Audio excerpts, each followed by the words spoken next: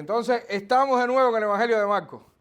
Estamos de nuevo acá y seguimos en el capítulo 12, los versículos del 13 al 34, para seguir aprendiendo acerca de la sabiduría de nuestro Señor. Porque si de algo tenemos que aprender muchísimo es de la sabiduría de nuestro Señor. Para ver las maneras en las que Él abordó muchísimos de los problemas y situaciones y además para aprender propiamente del contenido de su sabiduría, es decir, lo que nos quiere enseñar.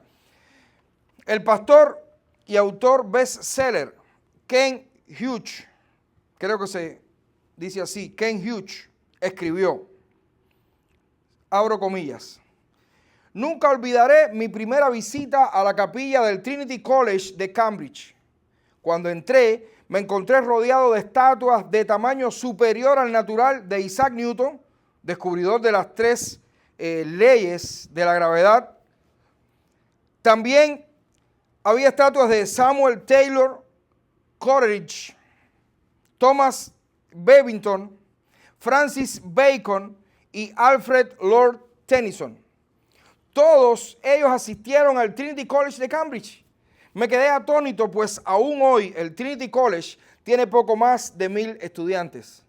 ¡Qué concentración de inteligencia! Sin embargo, el Hijo de Dios, nacido en la tierra como judío, era el poseedor de la inteligencia humana más fina que jamás haya agraciado esta tierra. Lo vemos no solo en sus parábolas y enseñanzas, por ejemplo el Sermón del Monte, sino también en sus brillantes intercambios con los detractores.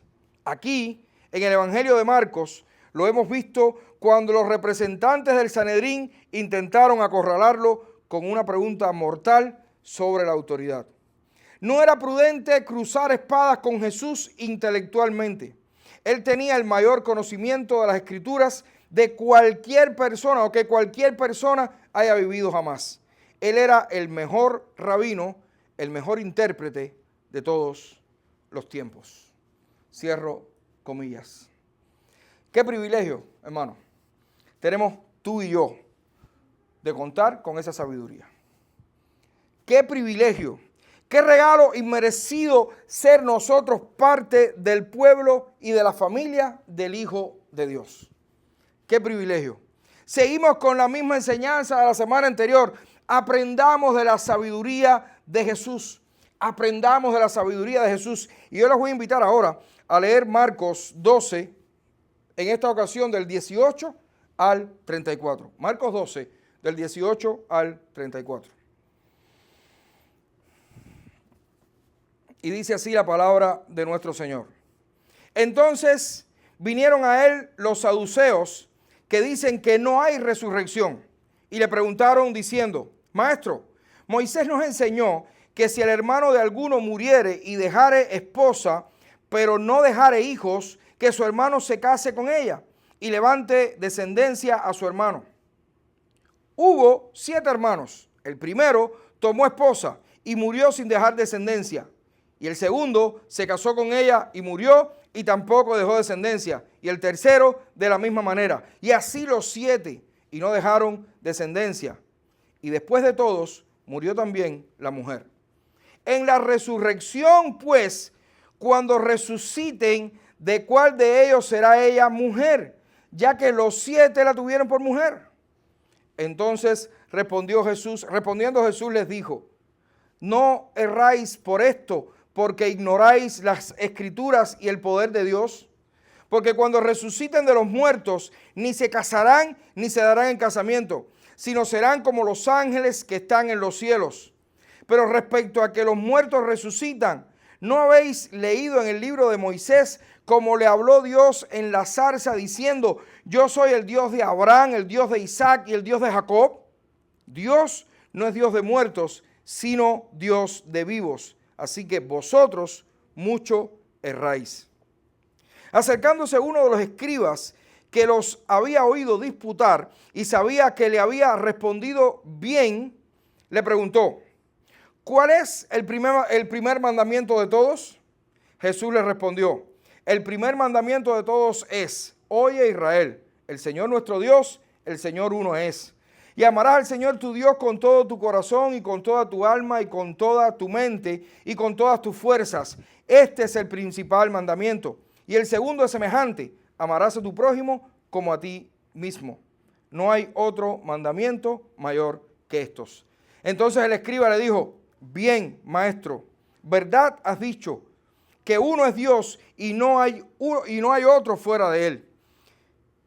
Y el amarle con todo el corazón, con todo el entendimiento, con toda el alma y con todas las fuerzas, y amar al prójimo como a uno mismo, es más que todos los holocaustos y sacrificios.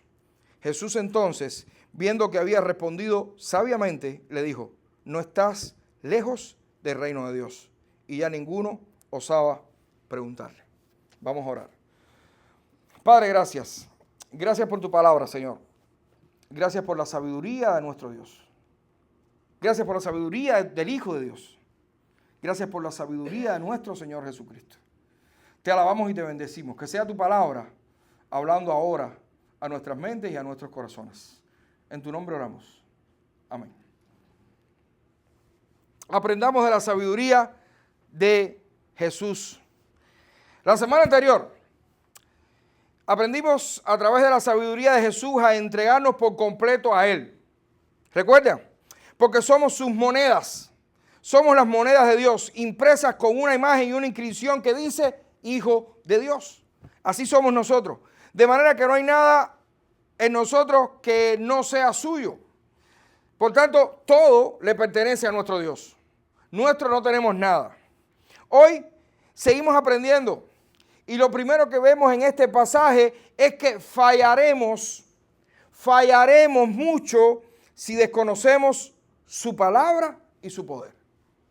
Fallaremos mucho si desconocemos o si no conocemos bien la palabra de Dios y el poder de Dios. ¿Saben?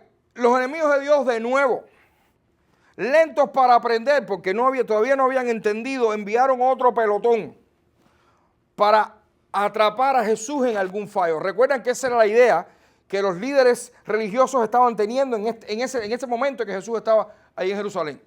Le comenzaron a enviar grupos de personas para ver si podían atrapar a Jesús en alguna falla. Esta vez fueron los saduceos. ¿Quiénes son estos saduceos? Esta gente provenía de familias con la más alta posición social.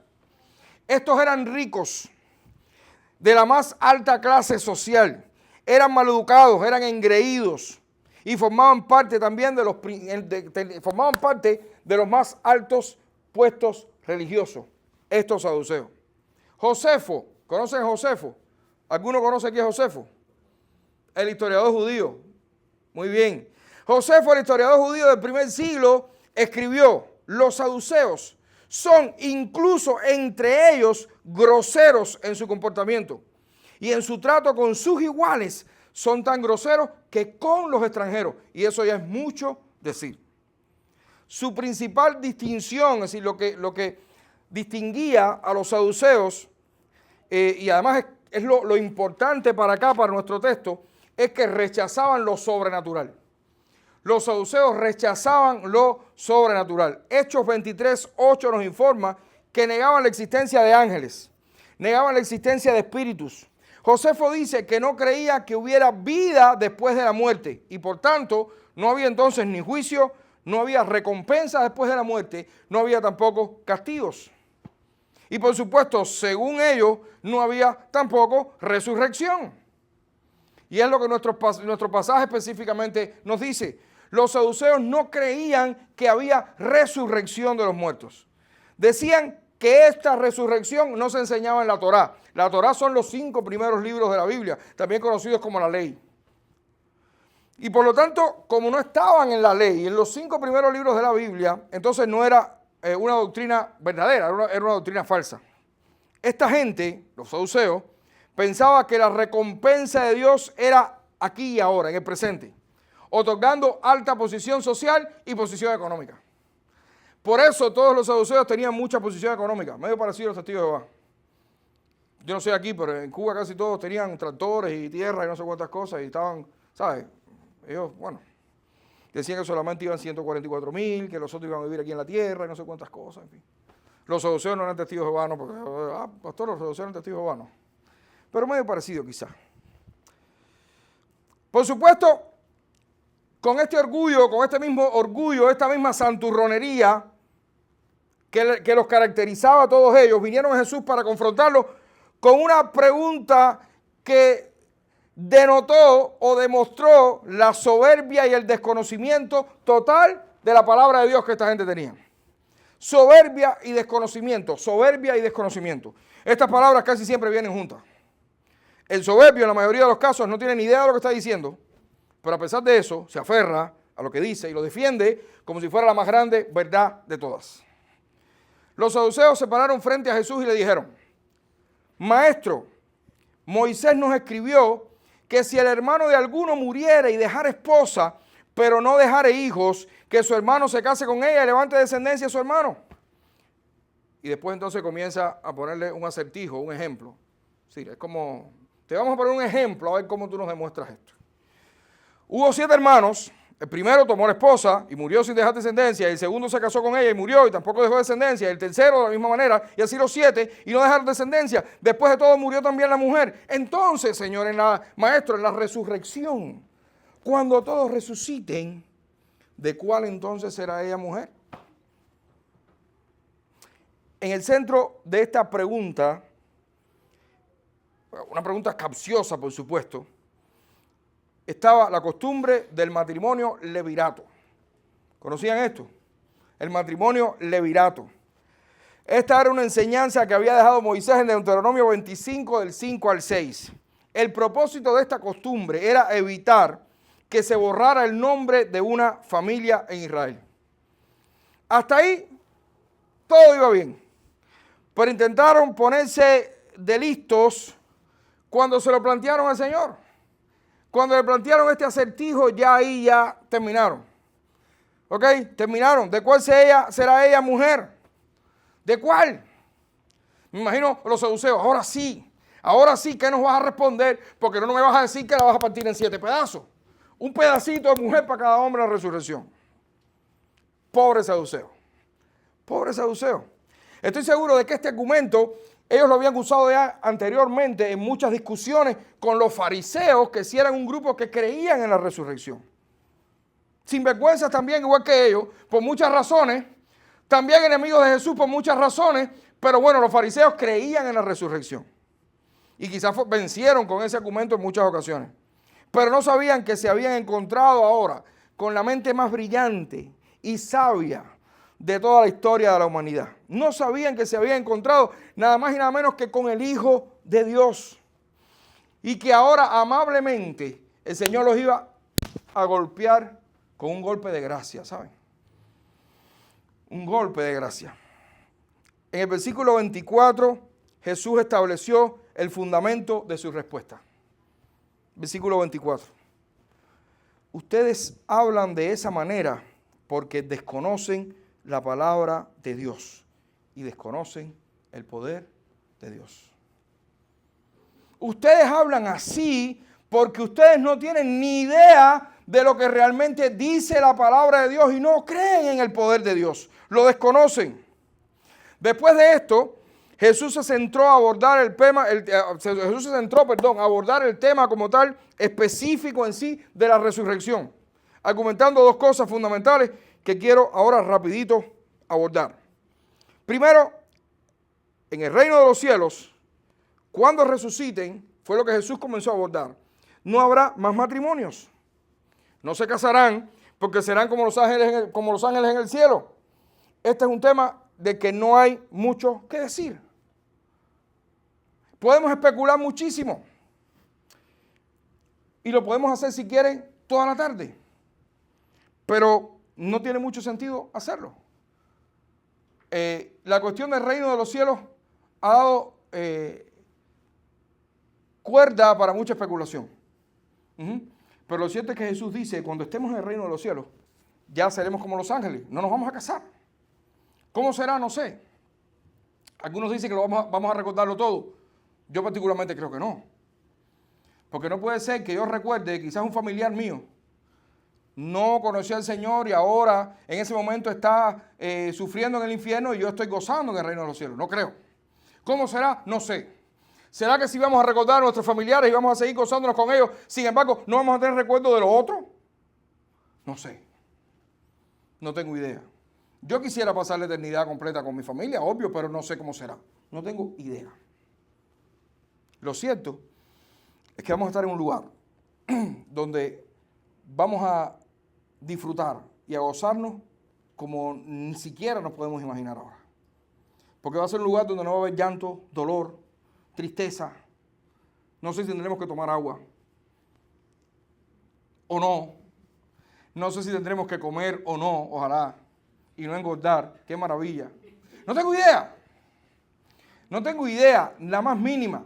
Lo que sé es que va a ser un lugar de gozo indescriptible y de felicidad suprema. Y eso es lo más importante. Y es lo que Jesús aborda acá. Y lo otro que Jesús dijo fue, ustedes cometen muchos errores leyendo la Torá, leyendo los primeros 5 libros de la Biblia.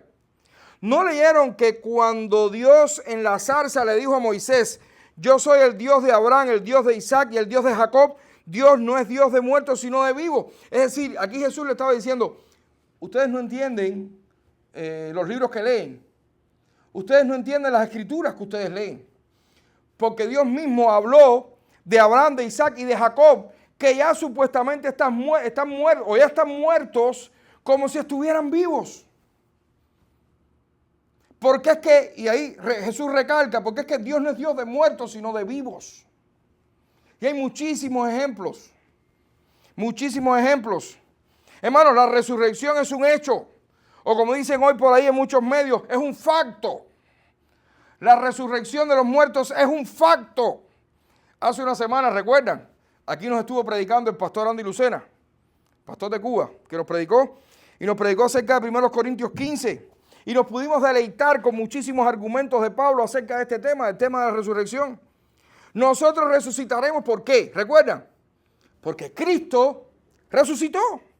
Y si Cristo no resucitó, como dice Pablo, entonces todo lo que estamos haciendo aquí es vano. Nuestra fe es vana. Y todavía estamos en nuestros pecados. Y nosotros sabemos que no es así. Porque nosotros sabemos perfectamente que fuimos perdonados de nuestros pecados. Porque si no nos sintiéramos pena y dolor cuando pecamos. Pero Pablo nos ha deleitado con una de las declaraciones más hermosas de toda la Biblia. En la primera carta de los Corintios, capítulo 15. Porque primeramente os he enseñado lo que asimismo recibí, que Cristo murió por nuestros pecados conforme a las Escrituras, y que fue sepultado y que resucitó al tercer día conforme a las Escrituras. Y si Cristo resucitó, nosotros también resucitaremos. Nada más que decir, señor juez. Los saduceos estaban mal, equivocados. El premio de ser un hijo de Dios trasciende lo terrenal. El premio de haber sido salvado por Cristo es vivir por toda una eternidad en su mismísima presencia, llenos de su gloria, disfrutando de su gracia y lejos, muy lejos del pecado y de la muerte. Pero las palabras de Jesús en el versículo 24, y vuelvo al versículo 24 porque para mí es el corazón de esta parte, contienen un principio que es aún más grande, más amplio. Como creyentes, y aquí es donde creo que está el principio, como creyentes vamos a fallar mucho si desconocemos la palabra de Dios y el poder de Dios. Tú y yo, como creyentes, fallaremos muchísimo si desconocemos la palabra de Dios y el poder de Dios. La palabra de Dios para conocer su voluntad, por supuesto, y el poder de Dios para temerle. ¿Cuántas veces no te has parado frente al espejo y has dicho, te has mirado tu cara y has dicho, Señor, no te quiero fallar más? ¿Cuántas veces? Yo lo hago 3 o 4 veces al día, parado frente al espejo. Sobre todo el espejo del baño, me tranco para que alguien no me escuche ni me vea. Pero lo digo, Señor, no te quiero fallar más. No quiero fallarte más, Señor. ¿Cuántas veces hemos sido reprendidos por nuestros hermanos cuando hacemos lo que no debemos? ¿Cuántas veces nos comportamos como hombres y mujeres que no conocen a Dios? ¿Cuántas veces hemos sido soberbios e ignorantes? Amados hermanos, si queremos minimizar nuestras fallas, si queremos minimizar nuestras fallas ante Dios, tenemos que conocer su palabra. Tenemos que meditar en su palabra. Tenemos que rendirnos ante su palabra. Tenemos que obedecer su palabra. Tenemos que vivir en su palabra. Y eso no se va a lograr escuchando un sermón a la semana, que es fundamental. Si esto que está pasando ahora, lo que está ocurriendo ahora, juntos como iglesia, es fundamental. Pero si crees que solamente con esta comida vas a resolver todo y vas a conocer la palabra de Dios a plenitud, estás frito. Eres un soberbio y un ignorante. Y lo soy yo también si creo lo mismo. Necesitamos cada día de nuestras vidas estar en contacto con nuestras Biblias. Cada día de nuestras vidas. No hay otra manera de conocer a Dios, no la hay. La lectura de su palabra es un medio de gracia que Dios nos ha regalado. ¿Y saben qué? Cuando lo combinas con la oración, hacen una dupla explosiva. Realmente explosiva. Que nos prepara para enfrentarnos con toda la sabiduría a este mundo que nos quiere atrapar. Este mundo que nos quiere desacreditar. Este mundo que nos quiere humillar. Este mundo que nos quiere confundir. Este mundo que nos quiere ver pecando. Este mundo que nos quiere ver renegando a Dios. Este mundo que nos quiere ver en el piso, a ti y a mí que somos hijos de Dios. Para poder enfrentar eso. Porque estamos todos los días en medio de un huracán o de un volcán que nos quiere consumir. Y la única manera de poder contrarrestar eso con la sabiduría de Cristo, con la sabiduría divina, es si nosotros cada día de nuestras vidas estamos en contacto con la palabra de Dios y la podemos conocer, la podemos entender, la podemos vivir. Pero además conocer su palabra también nos ayuda a entender el poder de Dios. Es bueno saber que el poder de Dios también se experimenta, es bueno saber eso, el poder de Dios también se experimenta. Por eso cada uno de nosotros se sorprende cuando nos vemos sentados en esta silla. Yo no sé tú, yo me sorprendo cuando estoy aquí. Yo no sé por qué yo estoy aquí. Yo no lo sé todavía. ¿Y saben qué? Lo peor es que me voy a morir sin saberlo. Yo no entiendo eso. No sé cómo el Señor me pudo rescatar. Y me imagino que cada uno de ustedes se sorprenda igual, de la misma manera. Un milagrazo. Un milagrazo. No hay mayor milagro que ese. Y eso solamente lo logra precisamente el poder de Dios. Por eso digo que el poder de Dios también se experimenta. Yo no sé. Yo solo sé que no creía. Y que ahora de pronto, no ahora, sino de pronto empecé a creer. Por supuesto que hubo un proceso, pero totalmente condicionado por el poder de Dios para transformar mi vida y la de cada uno de nosotros. Experimentamos el poder de Dios también en cada pequeño detalle, en cada milagro, en cada cosa que nos sorprende. Experimentamos el poder de Dios en su creación y en la manera en la que Dios lo sustenta, por supuesto. Pero tenemos que entender el poder de Dios a través de su palabra. Porque nuestra experiencia nos puede fallar. Y hoy hay mucha gente ahí que están diciendo esto es poder de Dios cuando no es poder de Dios. Por eso aún el poder de Dios que podemos experimentar y que hemos experimentado, tenemos que filtrarlo a la luz también de su palabra, para que no sea confundido. Hermanos, mientras estemos aquí en este mundo, mientras vivamos dentro de esta casa de campaña que se va a desvanecer, le estaremos fallando a nuestro Señor. Pero qué bueno que Él es fiel y justo para perdonar cada uno de nuestros pecados si nos arrepentimos. Pero hay una forma, indiscutiblemente hay una forma de minimizar ese fallo. Podemos minimizar nuestro fallo. Y la única manera es conociendo mejor al poderoso Dios que nos ha dejado su palabra para que le obedezcamos.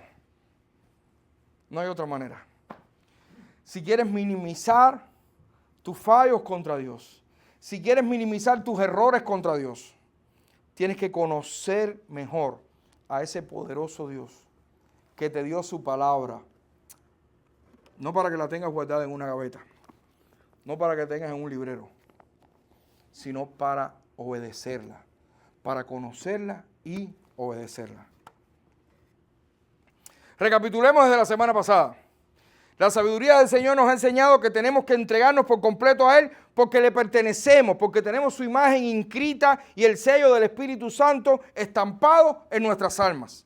La sabiduría del Señor también nos ha enseñado que podemos fallar si no conocemos a plenitud su palabra y su poder. Y ahora la sabiduría del Señor nos va a estar enseñando que todo lo anterior es imposible si no se cruza la línea para pasar de estar cerca del reino de Dios a ser parte del reino de Dios.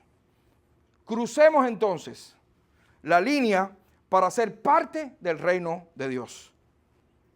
Versículos del 28 al 34 que leímos al principio. Esta sección, porque esto es una sección, recuerden, del 13 al 34, cierra de una forma impresionante. Marcos nos cuenta en este caso que uno de los escribas, Marcos nos cuenta aquí que uno de los escribas que oyó la discusión entre los saduceos y Jesús, al parecer por la respuesta que le estaba dando Jesús, hizo cierta empatía con el Señor.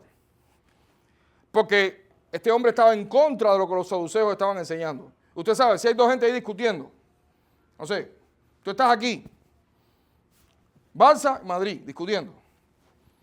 Y tú te pones a favor de que está con el Madrid, ¿qué se supone que tú eres? Madridista, igual. ¿No es verdad? O por lo menos anti-barcelonista.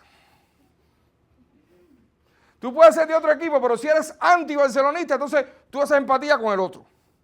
Y al parecer eso fue lo que sucedió. Al parecer eso fue lo que sucedió. Este hombre estaba en contra de la doctrina de los saduceos, y aunque este hombre también estaba en contra de Jesús, pero hizo empatía en ese momento con Jesús. Se acercó a Jesús este hombre y le hizo una pregunta. ¿Cuál es el primer mandamiento de todos? Esta es una interesante pregunta. ¿Saben? Los judíos tenían una costumbre. Los judíos acostumbraban a reducir en pequeños axiomas o en pequeñas frases todas sus creencias. Ellos acostumbraban a eso. De manera que este escriba esperaba que Jesús los sorprendiera con una respuesta corta y brillante. ¿Sabes? Si tú eres el maestro que dices ser, seguro me vas a responder con una contundencia tremenda, breve.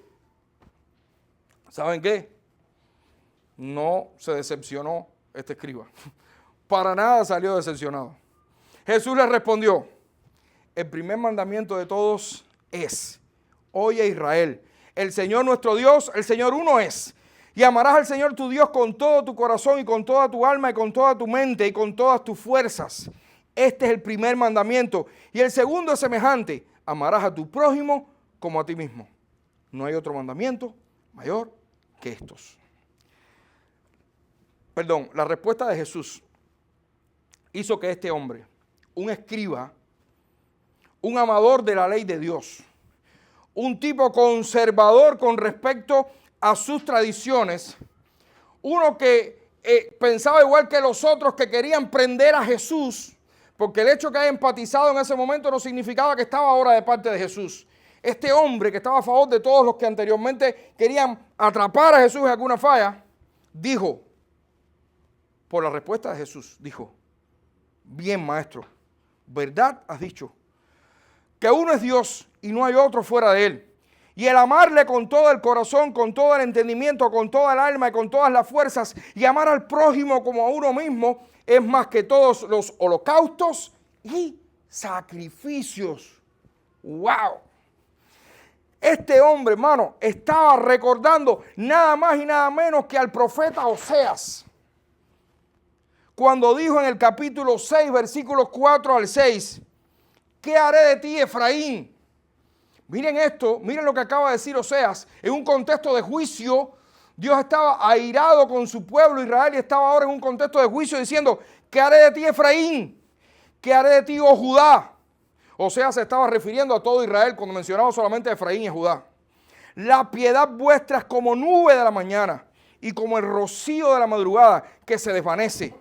Por esta causa los corté por medio de los profetas. Con las palabras de mi boca los maté, y tus juicios serán como luz que sale, porque misericordia quiero y no sacrificio, y conocimiento de Dios más que todos los holocaustos. Sin dudas, este escriba había entendido por primera vez el significado de estas palabras del profeta Oseas. La respuesta de Jesús lo había iluminado. Por eso Jesús terminó diciéndole: no estás lejos del reino de Dios. No estás lejos del reino de Dios. Hermanos, este escriba estaba reconociendo que las palabras de Jesús habían derrumbado todo el sistema religioso que hasta ese momento era el centro de sus vidas. Todo el sistema religioso. Porque esta gente pensaba que con su sistema de sacrificio, con su sistema de rituales, habían resuelto el problema de su salvación.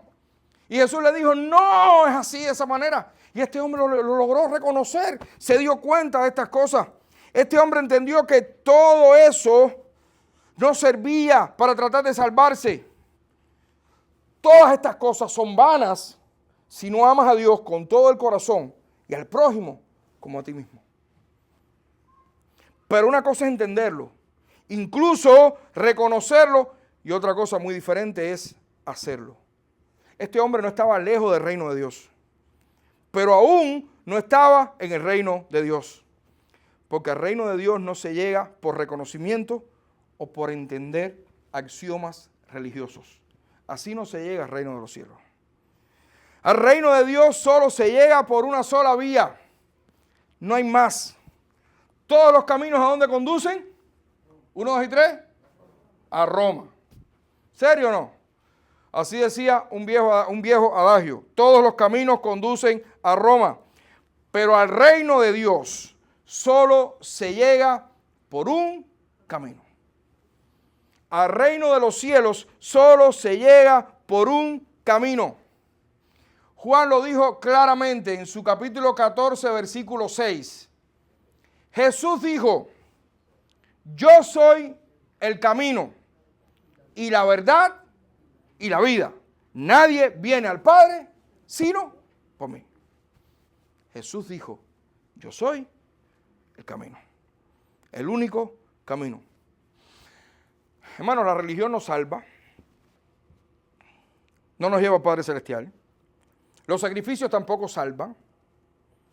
Nuestras buenas obras no nos van a salvar. Nuestra disciplina y buena conducta, nuestra bondad para con todos los que nos rodean, tampoco nos van a salvar. Ser buenos vecinos no nos va a salvar. Ser los empleados del mes tampoco nos va a salvar. Ser, y escuchen bien, ser hijos de papá y mamá cristianos no nos va a salvar. Y eso no es para los niños, eso es para los papás. Nosotros que tenemos hijos que a veces pensamos que porque nacieron en cuna cristiana, porque nacieron en el segundo banco de la iglesia, ellos son cristianitos. No son cristianitos los niños. Venir a la iglesia desde pequeño no nos va a salvar. Venir a la iglesia como un acto religioso o por tradición familiar tampoco nos va a salvar. Todas estas cosas pudieran tener a la gente cerca del reino de los cielos.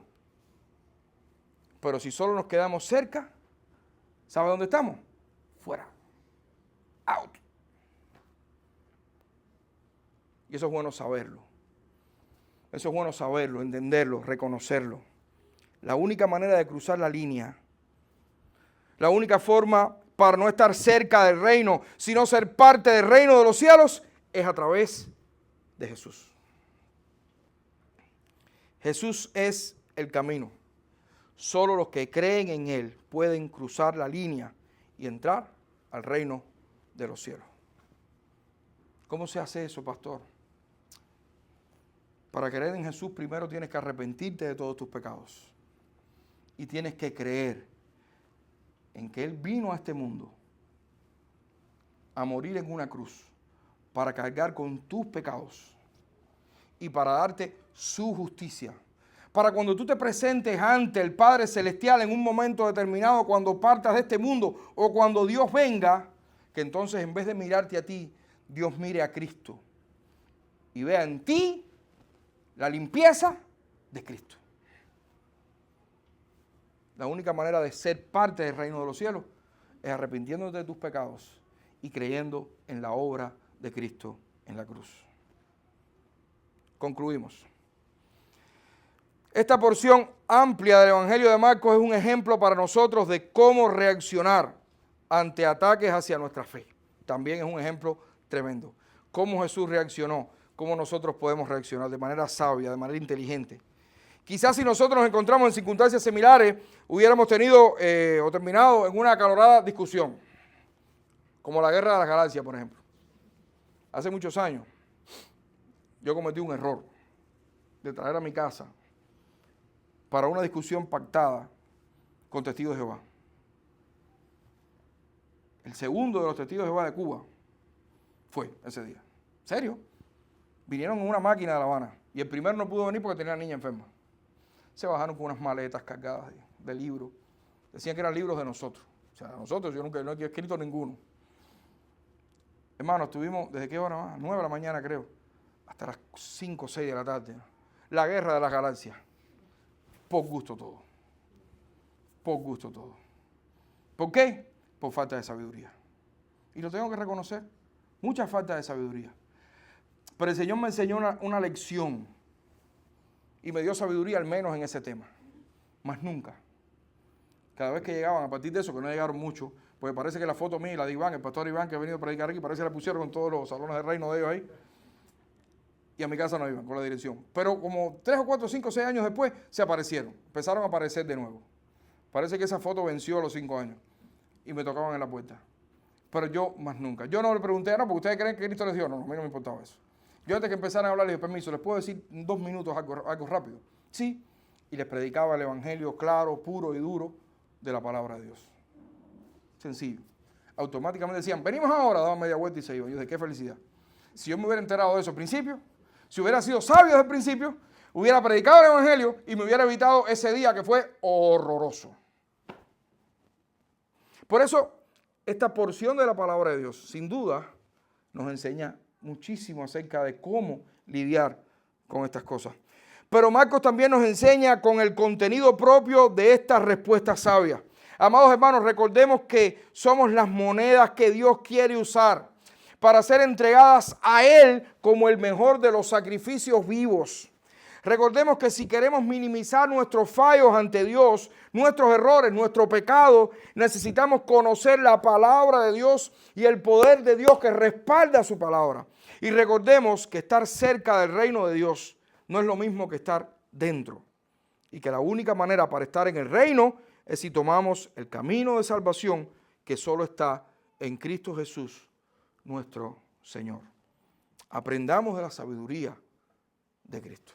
Vamos a orar. Señor, gracias. Gracias por tu palabra. Gracias porque ella, Señor, es la lámpara que está constantemente a nuestros pies y lo que alumbra nuestro camino. Gracias porque en ella sabemos quiénes somos nosotros realmente, porque es el espejo que revela nuestras verdaderas intenciones. Por eso, Señor, te alabamos y te bendecimos por tenerla, por poderla leer, por poderla reconocer, por poderla vivir, por poderla obedecer. Ayúdanos, Señor. Enséñanos, Señor, a obedecerla. Enséñanos a entregarnos a ti. Enséñanos a no fallarte. Y enséñanos, Señor, a poder comunicar a otros el camino que ya nosotros cruzamos. Para que pueda entender este mundo que la única vía para llegar al reino de los cielos es a través de tu Hijo Jesucristo. En el nombre de Jesús te lo estamos suplicando, Señor. Amén.